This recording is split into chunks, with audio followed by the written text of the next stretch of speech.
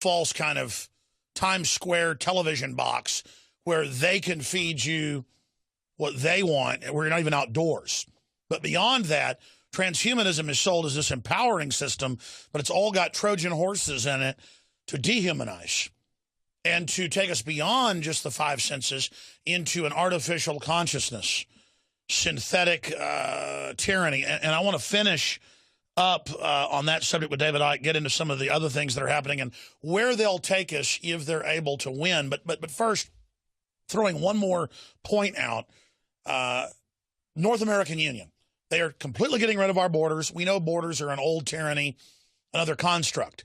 But you don't go to pure libertarianism by having open borders and saying millions can come here and get everything free. The globalists are pushing it because it's a new political bloc, again, for divide and conquer. And Breitbart reports on the train of death to the U.S. all the way from Central and South America, all the way from El Salvador, right up into the United States. The representative for the Catholic Relief Services told the Colorado Gazette, as well as other publications, that no, they load them up south of Mexico, and Mexico now lets them through as long as they stay on the train. They sit on the top. They fall off. They die by the thousands. This has been going on for months now, and they just let them come right to our border. Then the Border Patrol openly takes them, loads them on buses, and buses them deeper into the U.S. and releases them. We have that on video. Meanwhile, if I want to fly, they want to grow up my children, and they have Army at the Kite Festival searching people.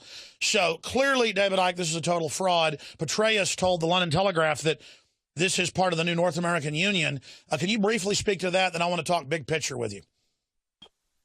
Well, I mean, the great block on this whole union network, whether it's the European Union or the North American Union and all these others around the world, is the nation state. And it is the sense of self-identity, or national self-identity, if you like.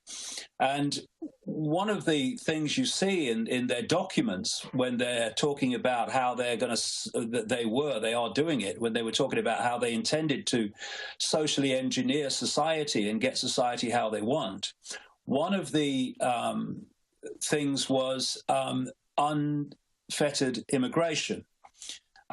This was in their technique to destroy a sense of national identity.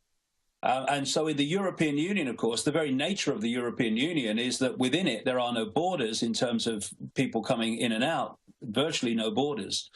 And so what you're doing is you're taking loads of people from this culture and you're putting them in that culture, and loads of people from that culture, put them in that culture.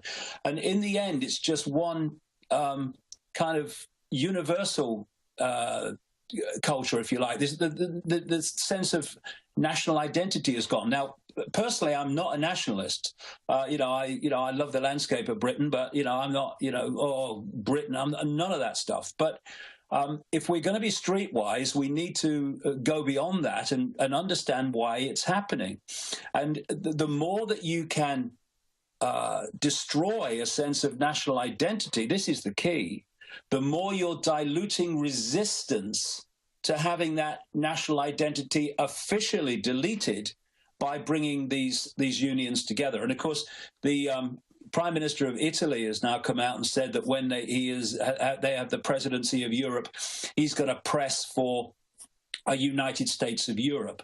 Well, what he is just a puppet, because the United States of Europe was planned from well before the original common market ever started. And you were a conspiracy theorist if you said that, and you've broken it down so beautifully.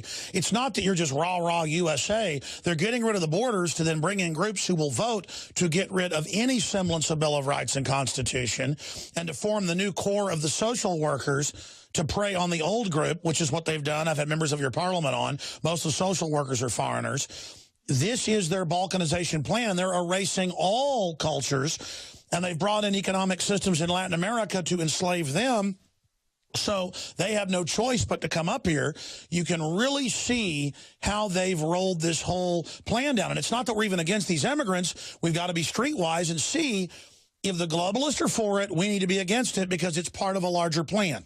Yeah, this is the point, Alex. You know, I mentioned earlier about divide and rule, and what they do is they play off people that don't want mass immigration against the people who are coming in, the migrants, and yet both. This is the thing we need to understand. Both are victims of this cabal.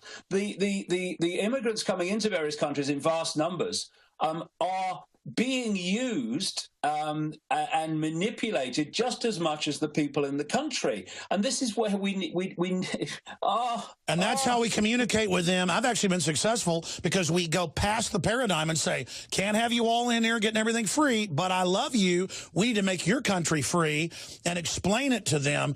But it's just so incredibly sophisticated. What the globalists have done. Let's shift gears now in the time we've got left with David Icke of davidicke.com. I want to talk some about your book, maybe even twist your arm till the bottom of the hour, but I know you're busy. David, what happens if they win? We know it's not the heavenly transhumanism Ray Kurzweil world, because we've got the globalist-owned documents. It's 90+% population reductions. The rest of us merge with machines like something out of the Borg. Where does the spider want to take us ultimately? Well, it will be a world in which people have no ability to free think. Their thoughts will be downloaded to them, and they will love their servitude. You know, some of these transhumanists are talking about that. I mean, this is what Aldous Huxley was talking about. You get people to love their servitude. Although, you know, they're robots, you manipulate their minds so they actually enjoy it. And we've got a guy in this country called Warwick, Professor Warwick at Reading University. You know, don't start me off. Who's talking, you know, he's been one of these people that have pushed the microchip agenda and the transhumanist agenda.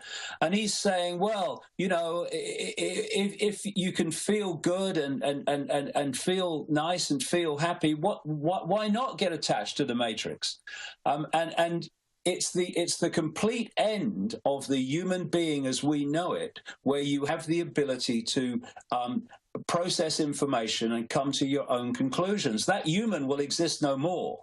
It will be a biological robot that will just respond to stimuli. And now DARPA admits what we knew decades ago, and we're kooks, that, oh, we're going to start brain chipping the troops, and, oh, we've been doing tests for decades. Yeah. They had remote control rats and roaches, as you know, 30 years ago, and now they're rolling it out. And, hey, it's great if you've got epilepsy and a brain stimulator chip makes you be able to live happy. The problem is that's now attached to the internet, that wireless system, and to the spider, and you literally now have a control node from the spider hooked into you. Yeah, I mean, for me, I mean, there's this movie that's going around in Britain at the moment, it would have been in America earlier, called Transcendence. And that was about the internet becoming conscious. And we're now having scientists speculating on whether the internet could become conscious. Well, I think it's already probably conscious. I agree. And the idea is to lock us in to that technological consciousness so that it is feeding us all our thoughts. And it's something that sounds, well, even less and less now, but to many people will sound completely science fiction. But that's where we're going. And so when we are seeing this this movement to have brain-computer interfaces, that's because the body is basically, I've been saying this for so long, it's a biological computer. And the brain is a biological computer. And it's because of that, one's a biological computer, one's like a technological computer, but because the principles are the same in how they work, the basic principles, that's how you can have brain-computer interfacing. The idea is to make that the norm so everyone is connected technologically to this technological collective mind. And again, the consciousness of this new AI system being fed the ideas, the dreams of humans, is now a future predicting system with almost total accuracy of mass movements, cornering the human market, and that ends free will, because if you can track what the future, you can then put in data that will actually change the course and control the future. How long do you think stuff really gets crazy? I wonder, Alex, I wonder if that's not already happening. I agree. Can you, in your gut, do you, a lot of people are picking up on the new consciousness. A lot of people feel the dread. I don't think it's a very sweet thing that's been created. No, I have been convinced for a long time that we are being fed a reality. And the more that we, if you like, get programmed into it, like with these movies that are portraying the world they want, the more powerfully it affects us. But it's like I was saying earlier, you know, if I had the wireless internet here, no one could see it, but I tune a computer into that frequency to pick up the wireless internet, and I have a whole reality on my screen that can be picked up in anywhere in the world, in any culture, because of the World Wide Web. And all you're doing is locking into that World Wide Web through the computer terminal, and therefore you're accessing that collective reality.